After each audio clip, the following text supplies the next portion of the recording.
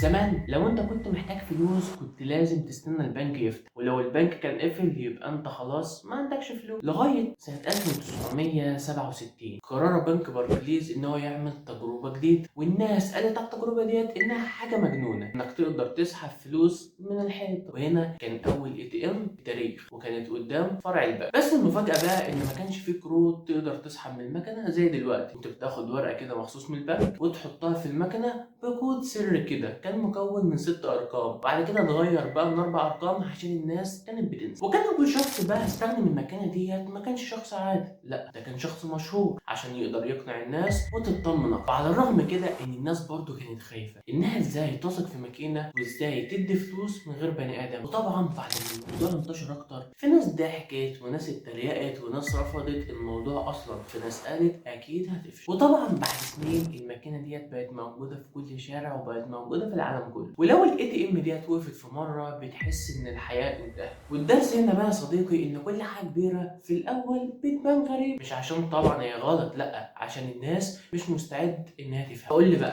لو انت كنت عايش في الزمن ده كانت ماكينه الاي تي ام لسه طالعه، كنت هتعتمد عليها وتثق فيها ولا هتقول انها مجرد نصب؟